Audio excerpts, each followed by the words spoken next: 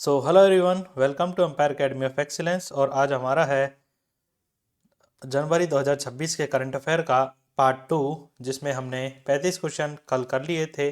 बच्चों कुछ बाकी के क्वेश्चन हैं जितने भी आज अपन करने वाले हैं। तो चलिए शुरू करते हैं बिना किसी परेशानी के, बिना कोई टाइम बर्बाद किए। तो अगला क्वेश्चन है, राष्ट्रपति द्रौपदी मुर्मू ने स्वदेशी पनडुब्बी आईएनएस बागशीर में समुद्री यात्रा की। आईएनएस बागशीर किस श्रेणी की पनडुब्बी है? आईएनएस बागशीर की बात करेंगे तो यह है कलवेरी श्रेणी की पनडुब्बी है। और कलवेरी श्रेणी की बात करेंगे तो आगे जानेंगे इसके बारे में। ये है कि राष्ट्रपति द्रौपदी मुर्मू जी ने भारतीय सेना की स्वदेशी पनडुब्बी, यानी कि भारतीय इंडिया में ही बनी है, मेड इन इंडिया पनडुब्बी है, आईएनएस बागशीर से में समुद्री यात्रा की थी। यह डॉक्टर एपीजे अब्दुल कलाम के बाद पनडुब्बी में यात्रा करने वाली वे दूसरी राष्ट्रपति बन गई है। यह यात्रा कारवान नौसेना बेस पश्चिम तट कर्नाटक से की गई थी, यानी कर्नाटक से वह यात्रा के लिए बैठी थी। और राष्ट्रपति के साथ नौसेना प्रमुख एडमिरल दिनेश के त्रिपाठी भी मौजूद थे। डॉक्टर एपीजे अब्दुल कलाम ने 13 फरवरी 2006 को भारतीय नौसेना की पनडुब्बी आईएनएस सिंधु रक्षक पर समुद्र से यात्रा की थी। एपीजे अब्दुल कलाम जी किस पर बैठे थे? आईएनएस सिंधु रक्षक पर। और हमारी जो अभी की करंट राष्ट्रपति है द्रौपदी मुर्मू जी, वे कौन सी पर बैठी है? आईएनएस बागशीर पे। ओके।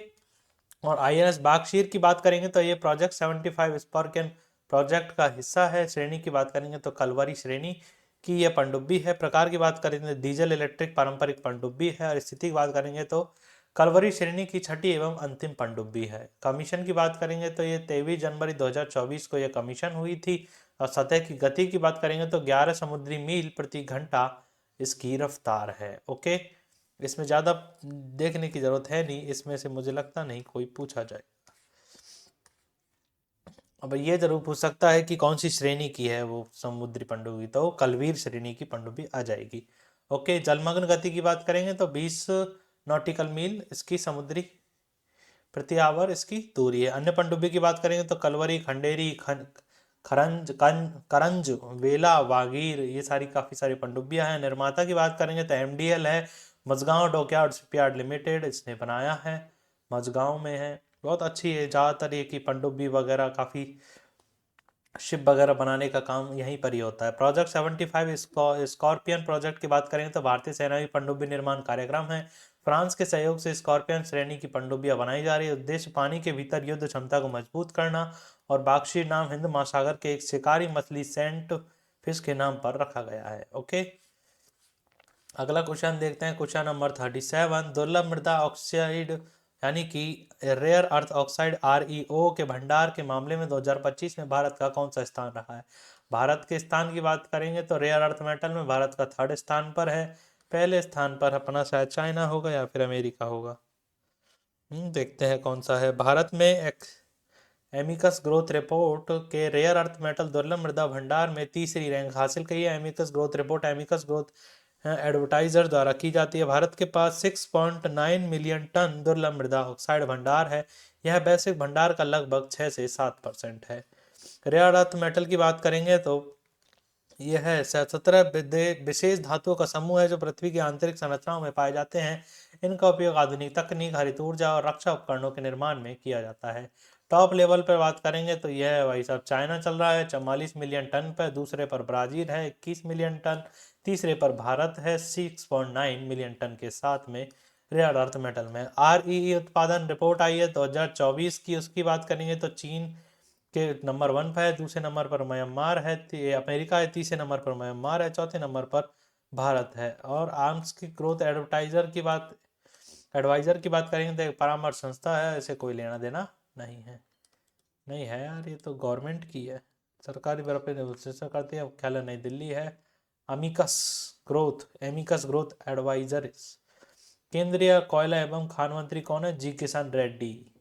कहाँ से आता है? आंध्र प्रदेश से। ओके, चर्चा में रहा मुकल्ला पोर्ट किस देश से? मुकल्ला पोर्ट की बात करेंगे तो ये यमन का पोर्ट है। सऊदी अरब के यमन में मुकल्ला पोर्ट हद्रामौत प्रांत के हवाई हमले किए हैं। पोर्ट पर हवाई हमले हुए हैं तो सऊदी अरब में। सऊदी अरब के द्वारा यह हमला यूएई समर्थित अलगाववादी समूह दक्षिण संक्रमणकालीन परिषद एसटीसी के लिए भेजे गए हथियारों की खेप को निशाना बनाकर किया गया है। सऊदी अरब के अनुसार यूएई के फुजेहरा पोर्ट पर हजारों द्वारा जहाज़ों द्वारा मुकल्ला पोर्ट ये तक हथियार पहुंचाए जा रहे थे, इसलिए सऊदी अरब ने हमला कर दिया। बढ़िया, अजीब बात है, ये वाली न्यूज़ तो मैंने सुनी नहीं थी, पता नहीं क्या हुआ। किस राज्य में भांग की खेती को बढ़ावा देने के लिए ग्रीन टू गोल्ड पहल शुरू की गई है? किस राज्य में भांग की खेती को बढ़ावा देने के लिए ग्रीन टू गोल्ड इनिशिएटिव लिया गया है? हिमाचल प्रदेश में यह है। अब तो भाई भांग भांग रखो मेरे भोले, सॉरी गाइस। कल हिमाचल प्रदेश के मुख्यमंत्री सुखविंदर सिंह सुक्खू ने ग्रीन टू गोल्ड पहल लॉन्च की है, जिसमें इस योजना का उद्देश्य औद्योगिक भांग की खेती को बढ़ावा देकर किसानों की आय बढ़ाना और राज्य की अर्थव्यवस्था को मजबूत करना है। इस पहल के तहत जंगली खरपतवारी माने जाने वाली भांग को एक कीमती आर्थिक संसाधन में बदला जाएगा। लक्ष्य की बात करेंगे तो 2027 तक हिमाचल को खेती में आत्मनिर्भर राज्य बनाना और औद्योगिक भांग को आय अर्जित करने वाली फसल के रूप में विकसित करना है। भांग हेम्प के उपयोग की बात करेंगे तो दवाई, फार्मास्यूटिकल, वस्त्र, कागज, सौंदर्य और प्रसाधन, जैव ईंधन और पर्यावरण के अनुकूल निर्माण के लिए इसको उगाया जाता है। और अगला क्वेश्चन देखते हैं, महिला अंतर्राष्ट्रीय क्रिकेट में 10,000 रन पूरे करने वाली दूसरी महिला खिलाड़ी कौन बनी है? स्मृति मंदाना बनी है। स्मृति मंदाना महिला अंतर्राष्ट्रीय क्रिकेट में 10,000 रन पूरे करने वाली दूसरी एवं कुल चौथी महिला बन गई है। स्मृति मंदाना से पहले मिताली राज ने यह रिकॉर्ड बनाया था। सूजी बेस्ट न्यूजीलैंड की है और चार्लोट एडवर्ड इंग्लैंड की है। इसने भी अंतर्राष्ट्रीय क्रिकेटर में 10,000 रन पूरे कर चुकी है। अंतर्राष्ट्रीय स्मृति मंदाना की बात करेंगे आप, मैग लैनिंग ऑस्ट्रेलिया के साथ महिला क्रिकेट के सबसे ज्यादा अंतर्राष्ट्रीय शतकों के मामले में बराबरी पर है। ओके, स्मृति मंदाना की बात करेंगे तो मुंबई से है। अर्जुन पुरस्कार इन्हें मिला था 2019 में और Wisden leading cricketer of in the world 2025 जीते हैं। ICC one day cricketer of the year 2024, ICC cricketer of the year 2018 और 2021 इन्हें मिल चुका है। सबसे महत्वपूर्ण इनको भाई साहब अर्जुन पुरस्कार याद रखना 2019 में मिला था। ओके, बस। मामाडी डेम्बोया को किस देश का राष्ट्रपति चुना गया? या गिनी के राष्ट्रपति चुने गए हैं। कुछ समय पहले गिनी के राष्ट्रपति के चुनाव हुए थे, जिसमें मामाडी डेम्बोया गिनी के राष्ट्रपति बने गए हैं। उन्होंने राष्ट्रपति चुनाव में 86.72% वोट हासिल किए। देख लो भाई साहब, 86% वोट हासिल कर लिए भाई साहब ने। डेम्बोया 2021 में तत्कालीन प्रधानमंत्री अल्फा कोंडो को सत्ता से हटाया था। उनकी जीत के गिनी के साथ नागरिक शासन की वापसी हुई है। गिनी की बात करेंगे तो पश्चिम अफ्रीकी देश है। राजधानी की बात करेंगे कोनाक्री। प्रधानमंत्री की बात करेंगे तो बाओरी इनके प्राइम मिनिस्टर है। गिनी के पास दुनिया के सबसे बड़ा बॉक्साइट का भंडार है, इसीलिए इसकी शायद मेरे को लगता है अमेरिका की नज़र इस पर है। 1 जनवरी 2026 को डीआरडीओ का कौन सा स्थापना दिवस मनाया गया था? 68वां स्थापना दिवस डीआरडीओ का मनाया गया है। यानी कि डीआरडीओ के जन्म की बात करेंगे तो 1026 में से अपन घटाएंगे कितना, 68वां मनाया गया है। तो इससे पहले कि 68 घटाएंगे तो कितना हो जाएगा, 26 घटाया तो हो गया आपका 42 और घटाया तो ये हो गया 58। 1958 में डीआरडीओ की स्थापना हुई थी। ओके, 68वां दिवस बनाया। भारत का प्रमुख संगठन है जो भारत की सुरक्षा बलों के लिए, औद्योगिक के लिए रक्षा प्रौद्योगिकी प्रणाली, मतलब काफ़ी सारे इक्विपमेंट बनाता है, जैसे ड्रोन वगैरह बनाता है, कई सारी टेक्नोलॉजी वगैरह, मिसाइल्स वगैरह बनाता है, सारे बहुत सारे रक्षा मंत्रालय के तहत काम करता है। इस टाइम पर अध्यक्ष की बात करें, ये इंपॉर्टेंट है, ये याद रखना। देखो, अध्यक्ष की बात करेंगे तो समीर बी कामत इसके अभी इस टाइम के अध्यक्ष है। 2022 से बने हुए हैं इसी पर, और 68वां बनाया गया, ये भी याद रखना, ये इंपॉर्टेंट है। ज़्यादातर साइंस और टेक्नोलॉजी से काफ़ी सारे अच्छे क्वेश्चन पूछे जाते हैं, इसलिए ये याद रखने योग्य है। केंद्र सरकार ने उन्हें 2025 तक डीआरडीओ के प्रमुख के रूप में रहने का 1 साल का सेवा विस्तार किया था। अभी तक चल ही रहा है, तो विस्तार खत्म ही नहीं हुआ क्या? कैमूर वन्यजीव अभ्यारण्य को टाइगर रिजर्व घोषित करने के प्रस्ताव को मंजूरी दी गई है। यह किस राज्य से संबंधित है? कैमूर वन्यजीव अभ्यारण्य की बात करेंगे तो जहां ना जाए तैमूर, उसी का नाम है कैमूर। बिहार बिहार में है। कैमूर वन्यजीव अभ्यारण्य बिहार में स्थित है। बिहार सरकार ने कैमूर वन्यजीव अभ्यारण्य को टाइगर रिजर्व घोषित करने का प्रस्ताव मंजूर किया है। यह प्रस्ताव अंतिम मंजूरी के लिए राष्ट्रीय बाघ संरक्षण प्राधिकरण एनटीसीए को भेजा गया है। राष्ट्रीय बाघ संरक्षण अधिनियम क्या है इसका? एनटीसीए का फुल फॉर्म राष्ट्रीय बाघ संरक्षण अधिनियम, नेशनल टाइगर कंजर्वेशन प्राधिकरण एसोसिएशन। ओके, कैमूर वन्य अभ्यारण्य बिहार की सबसे बड़ी वन्य अभ्यारण्य है। वर्तमान में बिहार का एकमात्र tiger reserve Valmiki tiger reserve है। बिहार का एकमात्र टाइगर रिजर्व कौन सा है? Valmiki tiger reserve. ओके, ये मोस्ट है। बिहार के पश्चिमी चंपारण जिले में स्थित है। चंपारण जिले में, चंपारण बिहार से भैया गांधी जी ने भी अपना आंदोलन शुरू किया था। कैमूर वन्यजीव अभ्यारण्य की बात करेंगे तो 1979 में बना था। बिहार रोहतास जिले में है। 1505 किलोमीटर में यह फैला हुआ है। भारत के खेल शासन में सुधार के लिए गठित टास्क फोर्स की अध्यक्षता किसने की थी? अभिनव बिंद्रा ने की थी भाई। तब भारत के खेल शासन स्पोर्ट गवर्नेंस में सुधार के लिए गठित टास्क फोर्स की अध्यक्षता किसने की है? अभिनव बिंद्रा ने। अभिनव बिंद्रा किससे संबंधित है? शूटिंग से। ओलंपिक पदक विजेता अभिनव बिंद्रा की अध्यक्षता गठित टास्क फोर्स भारत में खेल शासन पर रिपोर्ट सौंपी। यह टास्क फोर्स हाल ही में 2025-26 के दौरान भारत सरकार द्वारा गठित की गई थी। खेल में रिपोर्ट में खेल प्रशासन की प्रगतिशील प्रणालीगत कमजोरी और सुधार के लिए रोडमैप प्रस्तुत किया गया था। उद्देश्य की बात राष्ट्रीय खेल महासंघों में सुशासन प्रथाओं को लागू करना और एथलीट कल्याण और सुरक्षा निधि करना सुनिश्चित करना, चयन प्रक्रिया को निष्पक्ष और पारदर्शी बनाना, हितों के टकराव और कॉन्फ्लिक्ट ऑफ इंटरेस्ट को रोकना, भारत को वैश्विक खेलों मानकों के अनुरूप बनाना। अभिनव बिंद्रा की बात करेंगे तो पूर्व भारतीय निशानेबाज है। खेल उत्तराखंड से संबंधित है। व्यक्तिगत ओलंपिक स्वर्ण पदक जीतने वाले पहले भारतीय है। इसे याद रखना। कौन है? अभिनव बिंद्रा। इंडिविजुअल गोल्ड सबसे पहला कौन लेके आए थे? अभिनव बिंद्रा जी। किस में लेके आए थे? शूटिंग में। यह पदक उन्होंने बीजिंग ओलंपिक 2008 में पुरुषों की 10 मीटर एयर राइफल में जीता था, है ना। अगले क्वेश्चन की बात करेंगे तो 45वां क्वेश्चन है, वेनेजुएला की अंतरिम राष्ट्रपति, इंतरिम प्रेसिडेंट के रूप में किसने तो डेल्सी रोड्रिगेज ने पदभार संभाला है। अमेरिका ने वेनेजुएला के खिलाफ सैन्य अभियान एब्सोल्यूट रिजॉल्व चलाया है, जिसके बाद वेनेजुएला के राष्ट्रपति निकोलस मादुरो को अमेरिका द्वारा गिरफ्तार कर दिया गया था। इसके बाद वेनेजुएला की सुप्रीम कोर्ट ने डेल्सी रोड्रिगेज को अंतरिम राष्ट्रपति के रूप में नियुक्त किया गया है। डेल्सी रोड्रिगेज की बात करेंगे तो यह 2018 में देश की उपराष्ट्रपति थी। United socialist party of Venezuela की वरिष्ठ नेता है। विदेश मंत्री रही 2014 से 18 तक। वेनेजुएला के पास दुनिया के तीन तेल भंडार है, यानी कि टॉप 3 में आता है वेनेजुएला। टॉप भंडार है, इसीलिए अमेरिका ने लंका लगा दिया, लंका। महाराष्ट्र का नया पुलिस महानिदेशक डीजीपी किसे नियुक्त किया गया है? ये नियुक्त किया गया है सदानंद बसंत दाते। सदानंद बसंत दाते जी को महाराष्ट्र का डीजीपी नियुक्त किया गया। डायरेक्टर जनरल ऑफ पुलिस सबसे बड़ा रैंक होता है पूरे स्टेट का पुलिस का। और आईपीएस अधिकारी सदानंद बसंत दाते को महाराष्ट्र का नया डीजीपी नियुक्त किया गया। इससे पहले रश्मि शुक्ला महाराष्ट्र की पहली महिला डीजीपी थी, जो 31 दिसंबर 2025 को सेवानिवृत्त हो गई। उसके बाद सदानंद दाते की बात करेंगे तो ये 1990 बैच के आईपीएस अधिकारी है। उन्होंने पैसे एनआईए के महानिदेशक, वो तेरी की एनआईए के महानिदेशक के रूप में भी काम किया था, एनआईए। ओके, अगला है, चर्चा में रहा ग्रीनलैंड किस देश का हिस्सा है? डेनमार्क का हिस्सा है। ग्रीनलैंड की बात करेंगे तो अमेरिकी राष्ट्रपति डोनाल्ड ट्रंप ने ग्रीनलैंड को कब्जे में लेकर के बयान दिया है कि ग्रीनलैंड जो उत्तरी अमेरिका का द्वीप है, डेनमार्क का हिस्सा है। और अमेरिका ग्रीनलैंड पर कब्जा कर दुनिया का सबसे बड़ा द्वीप है। क्या सही है? फोकट की जगह किसको नहीं चाहिए।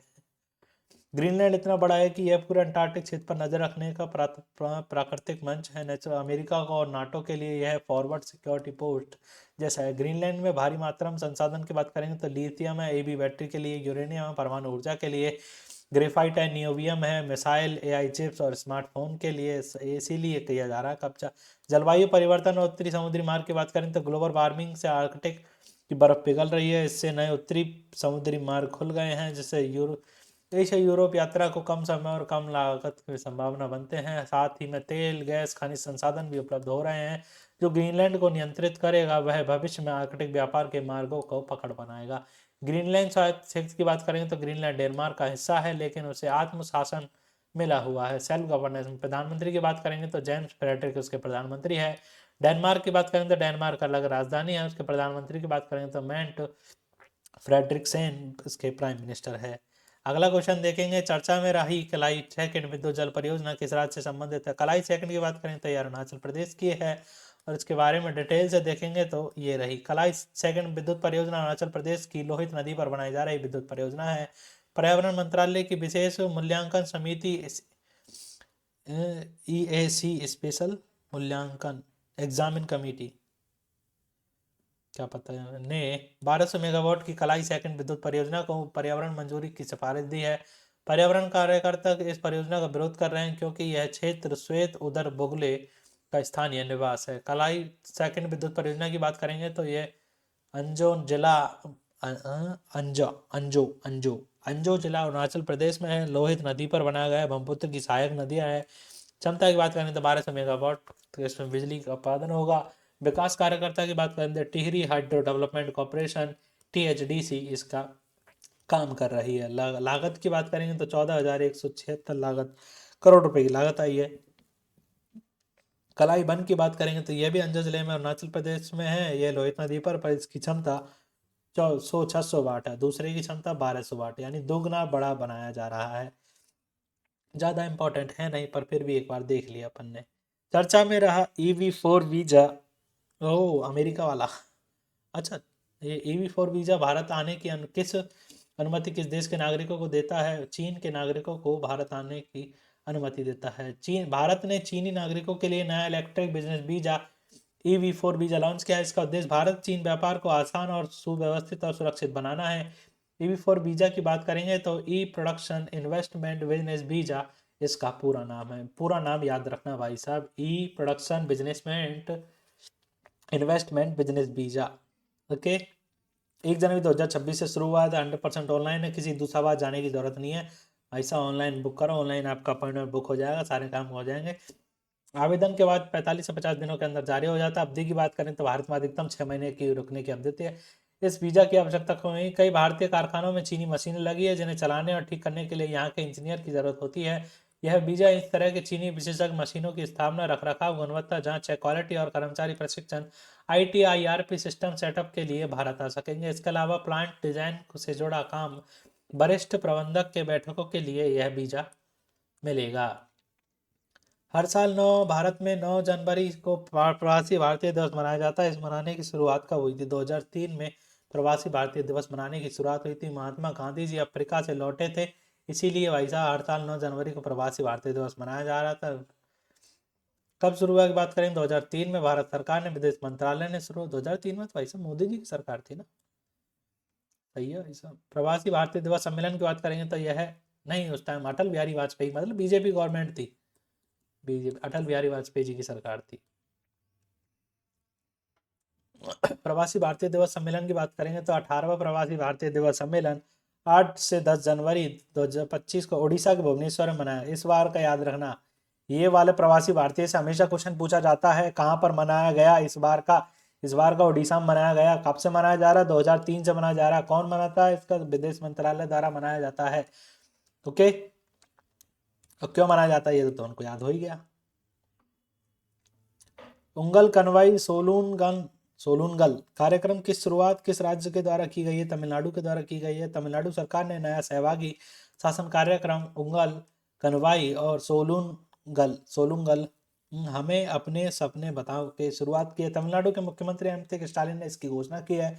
यह पहल 30 दिनों के तक पूरे राज्यों में लागू रहेगी। राज्य के लगभग 1.91 करोड़ परिवार है, जिस सभी की आकांक्षाएं एकत्र की जाएंगी। 50,000 स्वयंसेवक घर घर जाकर फॉर्म वितरित करेंगे। और सहभागी पार्टिसिपेशन गवर्नेंस की बात करेंगे तो नागरिकों को सीधे नीति निर्माण और विकास योजना में शामिल करना, ताकि योजनाएं जमीनी स्तर तक आधारित हो।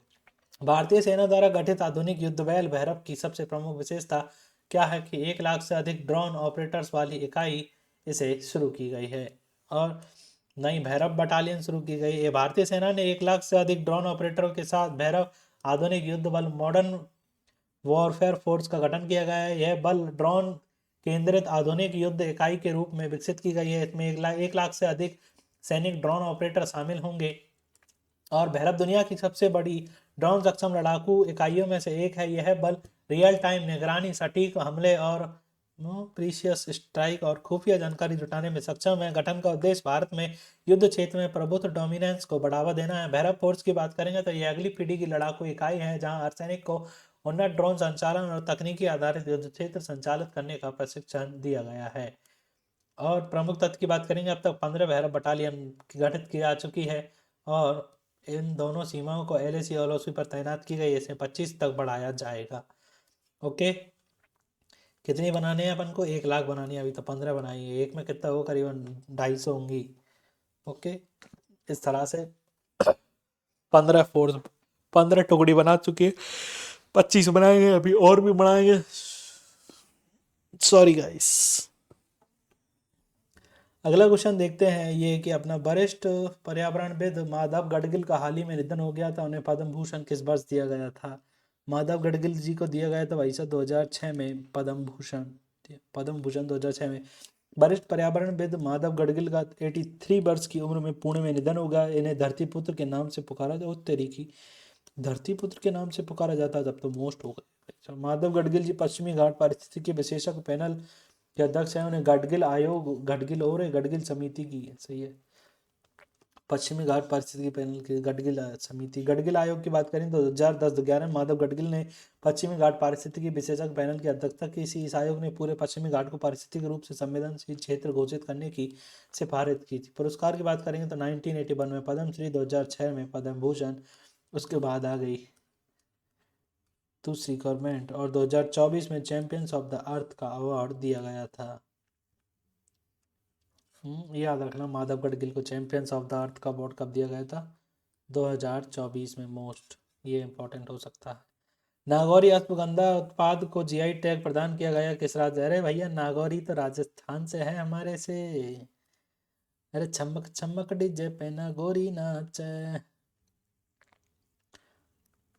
राजस्थान के नागौरी जिले में नागौरी अश्वगंधा को जीआई टैग दिया गया है। भारत राजस्थान का दूसरा जीआई टैग कृषि उत्पाद बना है। इसका पहला है सोजत मेहंदी को दिया गया है।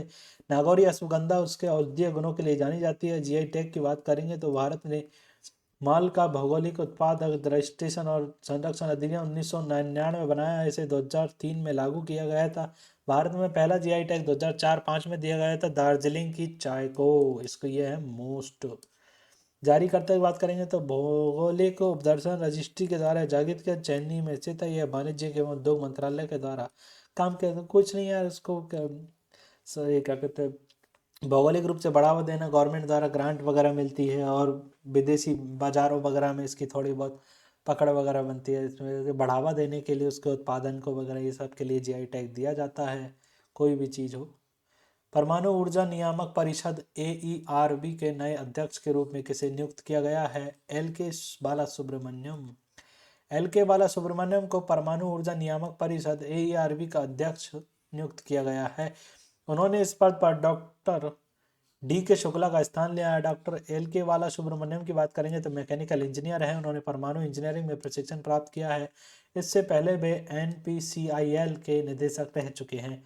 परमाणु ऊर्जा नियामक परिषद की बात करेंगे तो 83 में इसकी स्थापना हुई थी और यह परमाणु और विकिरण सुरक्षा को विनियमित रेगुलेट करती है। ये इसकी स्थापना परमाणु ऊर्जा अधिनियम 1962 के तहत की गई। मुख्यालय मुंबई में है और अधीनस्थ की बात करेंगे तो परमाणु ऊर्जा विभाग के अधीनस्थ काम करती है। अगला क्वेश्चन देखेंगे तो भारत की पहली पूरी तरह से पेपरलेस जिला अदालत केरल बनी है भैया, कल्लापेट्टा केरल।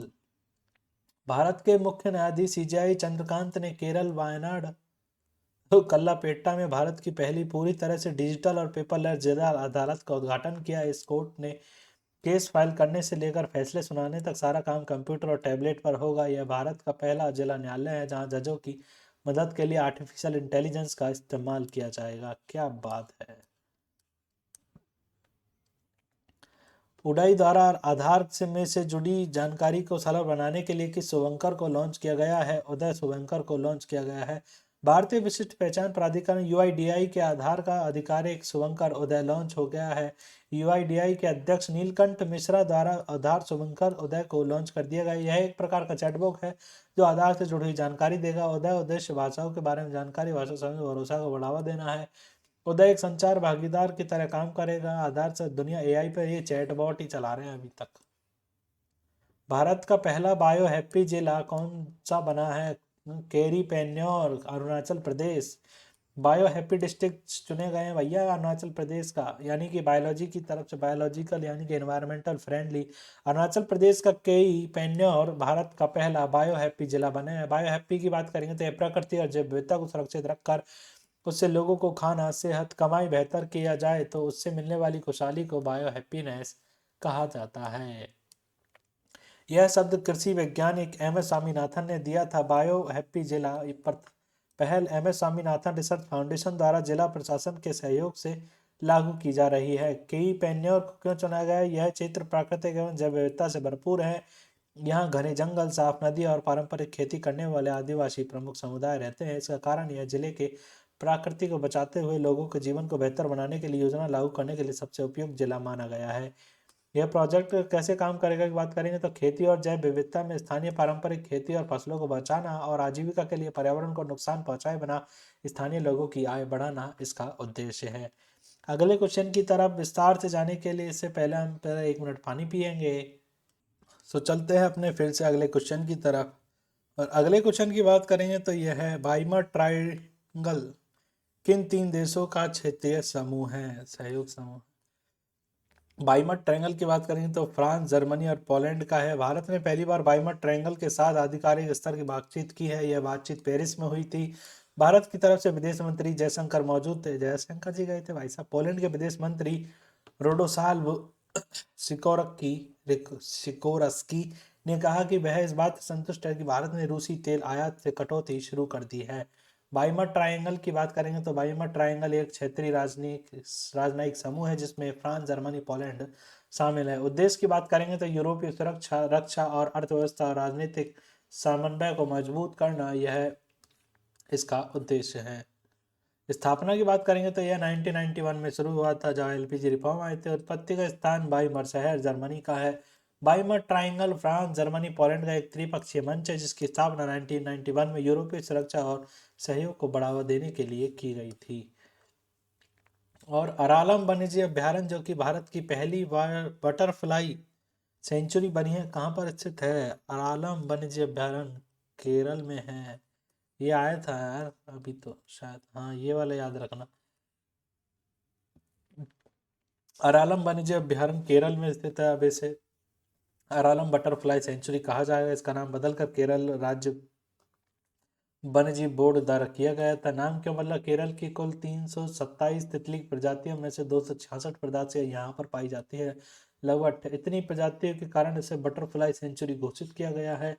और अलारम बटरफ्लाई सेंचुरी केरल के पश्चिमी घाट में है। यह अभ्यारण्य कन्नौज जिले में है। अलारम बटरफ्लाई सेंचुरी से होकर के और चीन कन्नी नदी बहती है। क्षेत्रफल की बात करें तो 55 वर्ग किलोमीटर का। स्थापना की बात करें तो 1984 में इसकी स्थापना हुई थी। मतलब उससे पहले था, उसको बायोस्फीयर रिजर्व वगैरह घोषित कर दिया गया था। उसके बाद से बटरफ्लाई अभ्यारण्य घोषित कर दिया गया है। किस देश की महिला क्रिकेटर टीम की कप्तान एलिसा हिली ने अंतर्राष्ट्रीय क्रिकेट से संन्यास लेने की घोषणा की है? ऑस्ट्रेलिया की क्रिकेटर ने घोषणा की है। ऑस्ट्रेलियाई महिला क्रिकेटर टीम की कप्तान एवं विकेट कीपर बल्लेबाज एलिसा हिली ने अंतर्राष्ट्रीय क्रिकेट से संन्यास लेने का ऐलान किया है। वह मार्च 2026 में भारत के खिलाफ होने वाले घरेलू सीरीज के बाद संन्यास लेंगी। वह 8 बार वर्ल्ड कप विजेता का हिस्सा रही है, 6वीं T20 वर्ल्ड कप और 2 वनडे वर्ल्ड कप। और मेग लेनिंग के संन्यास के बाद उन्होंने 2023 में कप्तानी संभाली थी। एलिसा हिली को 2008, 18-19 में ICC women's T20 cricketer of the year का पुरस्कार मिला था। संयुक्त राष्ट्र के निरस्त्रीकरण मामले में सलाहकार बोर्ड के अध्यक्ष के रूप में किस भारतीय राजनयिक को नियुक्त किया गया है? डीबी वेंकटेश शर्मा को नियुक्त किया गया है। आगे देखेंगे इसके बारे में। डीबी वेंकटेश वर्मा को संयुक्त राष्ट्र महासचिव द्वारा निरस्त्रीकरण मामले में सलाहकार board, advisory board of डिसआर्मामेंट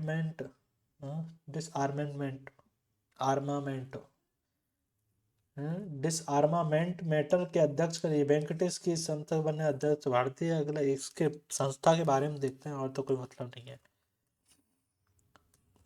Venkatesh जी के बारे में अपन बाद में जानेंगे। निरस्त्रीकरण मामलों में सलाहकार बोर्ड यह संयुक्त राष्ट्र सलाहकार निकाय है जो हथियारों नियंत्रण, परमाणु निरस्त्रीकरण और राजनीतिक स्थिरता पर संयुक्त राष्ट्र महासचिव को नीतिगत सलाह देते हैं। और स्थापना की बात करें तो 1978 में यूएनजीए के 10वें विशेष सत्र के बाद इसकी स्थापना हुई थी। अमेरिका न्यूयॉर्क में इसका हेडक्वार्टर है। आईटीबीपी के महानिदेशक क्यों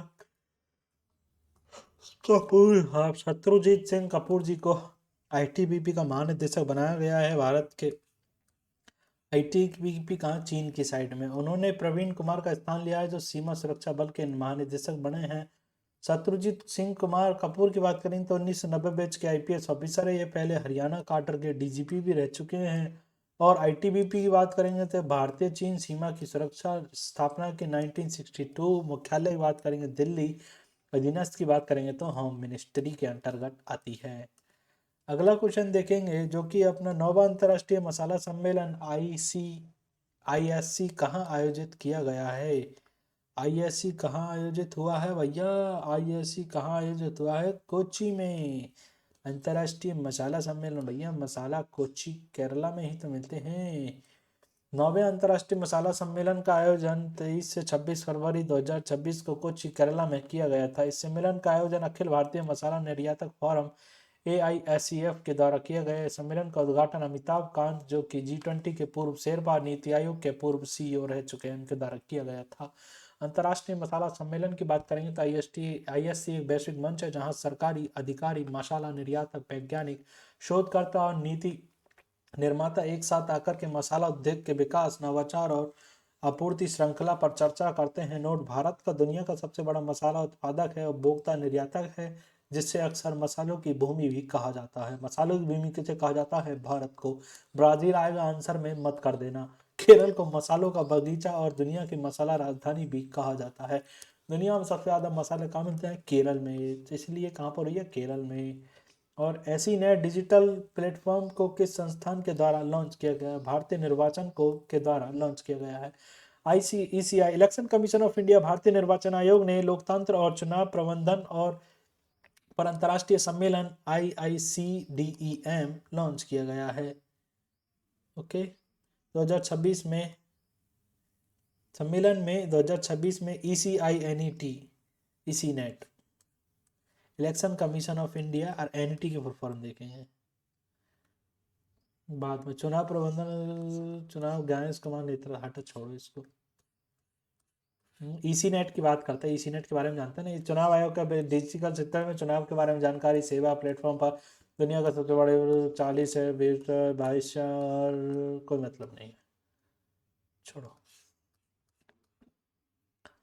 सर मार्क टली का हाल ही में निधन हो गया है। किस क्षेत्र से संबंधित है? पत्रकारिता से संबंधित है। सर मार्क टली की बात करेंगे तो 90 वर्ष की उम्र, BBC के पूर्व हैं। जब हट हट, वॉइस ऑफ इंडिया, हट फुद्दू आदमी, कोई मतलब नहीं है। कोई नहीं पूछा बेटा, अब ये सब लेफ्टिस्ट टर्न है। गवर्नमेंट चेंज हो चुकी है, इनकी क्वेश्चन भी नहीं है। अभिनेत्री शारदा को वर्ष 2024 में JC डेनर पुरस्कार सम्मानित किया गया है। अवार्ड किस राज्य सरकार के द्वारा? केरल। दिग्गज अभिनेत्री शारदा को वर्ष 2024 में JC डेनर पुरस्कार दिया गया था। केरल सरकार ने मलयालम सिनेमा में आजीवन योगदान के लिए दिया जाता है। सम्मान पाने में 32 महिला हस्ती है। फिल्म हस्ती इसके द्वारा 3 राष्ट्रीय पुरस्कार जीत चुके हैं। JC डेनर पुरस्कार की बात करेंगे तो कोई मतलब नहीं है, याद रखना बस। शारदा जी को मिला है, केरल का है और 2024 का मिला है। ओके, JC डेनियल, समझे डेनियल साहब? चर्चा में रही तमसा नदी किस राज्य में है? भैया MP में है तमसा नदी। तो प्रधानमंत्री मोदी ने मासिक रेडियो कार्यक्रम मन की बात में, एक सेकेंड भाई साहब। तो आगे बढ़ते हैं अपने। नरेंद्र मोदी जी, तमसा नदी पर चल रहे थे अपन, कहाँ पर चल रहे थे? तमसा नदी की बात करेंगे तो मध्य प्रदेश में है। नरेंद्र मोदी जी ने मासिक रेडियो कार्यक्रम में मन की बात में 133वां एपिसोड हुआ था, उसमें तमसा नदी के जीर्णोद्धार, रिनोवेशन की बात की थी। उन्होंने कहा कि उत्तर प्रदेश के आजमगढ़ के लोगों ने सामूहिक प्रयास से फिर से अविरल बनाया है, निरंतर बहने वाला। ओके, तमसा नदी की बात करेंगे तो यह तमसा कुंड मेहर मध्य प्रदेश में है। गंगा में संगम होती है यह नदी उत्तर प्रदेश के सिरसा प्रयागराज से। प्रवाह की बात करेंगे तो MP और UP में यह बहती है तमसा नदी।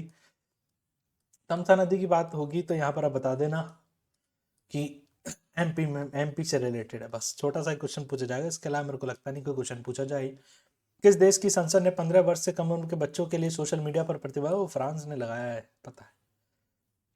फ्रांस की नेशनल असेंबली ने 15 वर्ष से कम उम्र के बच्चों के लिए सोशल मीडिया प्लेटफॉर्म का उपयोग करने पर बैन लगा दिया गया है। बच्चों की स्क्रीन की लत को कम करना और मानसिक स्वास्थ्य संकट से बच्चों की रक्षा करना। एल्गोरिदम संचालित प्रभावन को नियंत्रित करना। इस कानून को 2026 में शैक्षिक सत्र के नए उपयोगकर्ताओं खाते पर लागू करने की योजना है। और आयु सत्यापन तंत्र मैकेनिज्म क्या है? सोशल मीडिया कंपनियों को उपयोगकर्ता को वास्तविक उम्र का सत्यापित करना होगा। अयोग्य खातों को 2026 के अंत तक निष्क्रिय डीएक्टिवेट करना होगा और कार्यान्वयन को यूरोपीय यूनियन के कानूनों के अनुरूप बनाना होगा। नोट की बात करें तो ऑस्ट्रेलिया विश्व का पहला देश था जब 2016 से वर्ष का ऑस्ट्रेलिया ने पहली बार करा था, उसके बाद में फ्रांस ने भी कर दिया है। 70वां क्वेश्चन है भाई साहब, पुरुष हॉकी इंडिया लीग 2025-26 का खिताब फाइनल में Kalinga lawyers Lancers Kalinga lions Lancers Kalinga Lancers ने किस टीम को हराकर जीता था? पुरुष हॉकी इंडिया लीग 2025-26 का खिताब इसमें कलिंगा लॉन्सर्स ने जीता है। किस टीम को हराया था? रांची रॉयल्स को। ओके, कलिंगा लॉन्सर्स ने भुवनेश्वर में खेले गए फाइनल मैच में रांची रॉयल्स को 3-2 से हराकर के पुरुष इंडिया हॉकी 26 का खिताब जीता था। कलिंगा लॉन्सर्स की बात करेंगे तो दूसरा HIL खिताब है, इससे पहले उन्होंने 2017 में जीता था। हॉकी इंडिया लीग की बात करें तो भारत का पेशेवर हॉकी लीग है, यह आयोजन हॉकी इंडिया के द्वारा किया जाता है। पुरुष लीग की बात करेंगे तो फाइनल हुआ था भुवनेश्वर में कलिंगा स्टेडियम में। विजेता की बात करेंगे तो कलिंगा लॉन्सर्स, उप विजेता रही थी रांची रॉयल्स। ग्रेजुएशन नॉर्मली कर ले, बैठे बैठे हो जाती है। What's M?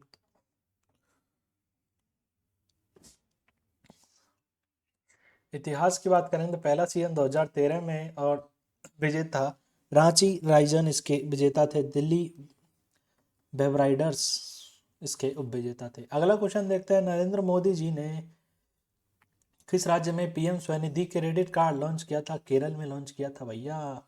प्रधानमंत्री मोदी जी ने तिरुवनंतपुरम केरल में PM स्वनिधि कार्ड लॉन्च किया। इस कार्ड से सबसे छोटे व्यवसाय मालिकों को औपचारिक बैंकिंग प्रणाली से जोड़ा जाएगा। केरल में करीब 10,000 सड़क विक्रेताओं को यह कार्ड दिया गया है। यह एक UPI linked RuPay credit card है। शुरुआती ऑपरेटिंग लिमिट 10,000 है। इसका उपयोग अच्छा रहने पर 30,000 तक बढ़ सकती है। कार्ड की वैधता 5 साल है। इसमें 20 से 50 दिनों का ब्याज मुक्त क्रेडिट, इंटरेस्ट फ्री क्रेडिट मिलेगा। केवल उन्हीं विक्रेताओं को मिलेगा जिन्हें PM स्वनिधि के पहल की 2 ऋण पूरी तरह चुका दिए हैं। उद्देश्य की बात करेंगे तो छोटे व्यवसायों को ऑन डिमांड क्रेडिट देना। और केंद्रीय मंत्रिमंडल ने PM स्वनिधि योजना को 31 दिसंबर 2024 तक बढ़ाकर 31 मार्च 2030 तक कर दिया गया है। PM स्वनिधि योजना के कब लॉन्च हुई थी? वैसे 2020 में। ये याद रखना बस, और कोई याद रखने की जरूरत नहीं है। छोटे व्यापारियों को, छोटे दुकानदारों को, मतलब एक ठेला वाले होता है ना, स्ट्रीट वेंडर वगैरह, इनको इंटरेस्ट फ्री लोन देने के लिए शुरू की गई है PM स्वनिधि योजना। कब? 2020 में। आवास और शहरी विकास मंत्रालय ने लॉन्च की थी। यह योजना कोविड के समय में सड़क विक्रेताओं, स्ट्रीट वेंडर्स के किफायती ऋण देने के लिए शुरू की गई थी। इसका उपयोग अपना काम फिर से शुरू करने के लिए कर सकेंगे। यह योजना के तहत कितना ऋण दिया जाता है भाई साहब? पहले 15,000 रुपये का, फिर 25,000 रुपये का, फिर 50,000 रुपये का। ओके, भारत और यूरोपीय संघ के मध्य मुक्त व्यापार समझौता FTA साइन हुआ है। यूरोपीय संघ की स्थापना की हुई थी 1993 में। ये मोस्ट है, याद रखना भाई साहब।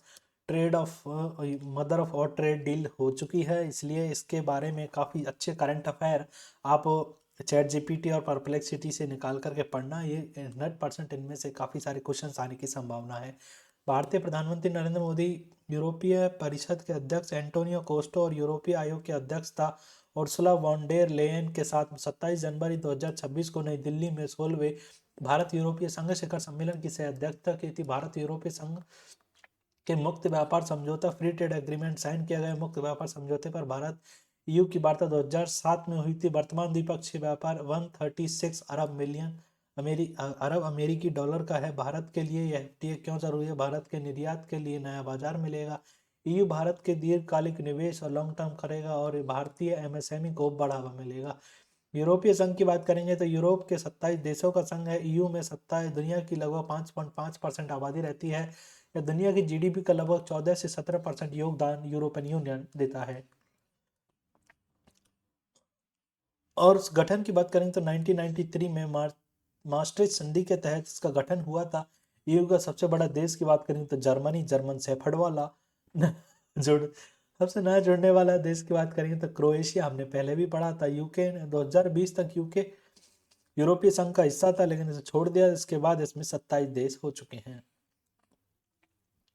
ऑपरेशन मेगाबुरु के कारण सारंडा वन क्यों चर्चा में है, किस राज्य में स्थित है? यार झारखंड में।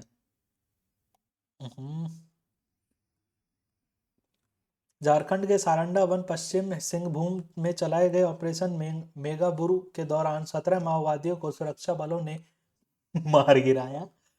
मारे गए माओवादियों में 13 पर कुल 4.49 करोड़ का इनाम घोषित था। यह अभियान सीआरपीएफ की कोबरा यूनिट और झारखंड पुलिस द्वारा संयुक्त चलाया गया था। ऑपरेशन मेगाबुरु की बात करेंगे तो ऑपरेशन मेगाबुरु झारखंड के सारंडा वन क्षेत्र में सीपीआई माओवादी के खिलाफ चलाया गया एक बड़ा आतंकवाद विरोधी अभियान है।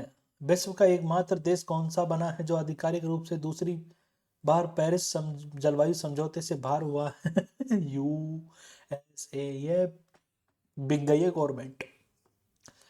संयुक्त राज्य अमेरिका ने दूसरी बार पेरिस जलवायु समझौते को आधिकारिक रूप से बाहर निकलने की घोषणा की है। यह फैसला अमेरिकी प्रधानमंत्री डोनाल्ड ट्रंप ने लिया है। अमेरिका अब ईरान, लीबिया और यमन के साथ इन गिने चुने देश में जिसने पेरिस समझौते से बाहर लिया गया। वैश्विक प्रभाव विश्लेषण। अमेरिका दुनिया का सबसे बड़ा CO2 उत्सर्जक एमिटर है। इसे हटाने के लिए वैश्विक जलवायु शासक कमजोर करता है। और हालांकि वैश्विक स्तर पर नवीकरण ऊर्जा से तेजी से बढ़ रहा है। चीन स्वच्छ ऊर्जा संक्रमण के लिए प्रमुख भूमिका निभा रहा है। पेरिस समझौते की बात करें 2015 में हुआ था COP21 पेरिस की मीटिंग में। यह लागू हुआ था 2026 में। प्रकृति कानूनी रूप से बदकारी अंतर्राष्ट्रीय संधि है। सदस्य की बात करेंगे तो 194 देश और यूरोपियन यूनियन इसके सदस्य है। अगला क्वेश्चन की बात करेंगे तो केरल राज्य में किस सूक्ष्म जीव को राज्य स्टेट माइक्रोब के रूप में घोषित किया? बैसिलस सबटिलिस को केरल ने आधिकारिक रूप से बैसिलस सबटिलिस को अपना राज्य सूक्ष्म जीव घोषित किया है। यह घोषणा पिनराई विजयन द्वारा तिरुवनंतपुरम में की गई थी। ऐसा करने वाला केरल भारत का पहला राज्य बना है। यह पहल का उद्देश्य विज्ञान आधारित शासन, अनुसंधान और ज्ञान अर्थव्यवस्था को बढ़ावा देना है। बैसिलस सबटिलिस की बात करेंगे तो बैसिलस सबटिलिस के बारे में बात करेंगे तो यह एक लाभकारी प्रोबायोटिक बैक्टीरिया है जो मिट्टी, किण्वित खाद्य पदार्थों और मानव आंत में बैसिलस सबटिलिस आंत में पाया जाता है। यह आंत में स्वास्थ्य को बढ़ावा देने, रोग प्रतिरोधक क्षमता बढ़ाने, मिट्टी की उर्वरता क्षमता बढ़ाने के लिए काम करता है। केरल याद रखना बस, राज्य सूक्ष्म जीव किसने घोषित किया? केरल ने। यूनेस्को विश्व धरोहर केंद्र ने बौद्ध डायमंड ट्रायंगल को यूनेस्को की अस्थायी सूची में शामिल किया गया है। ट्रायंगल में कौन सा स्थान नहीं है? सांची।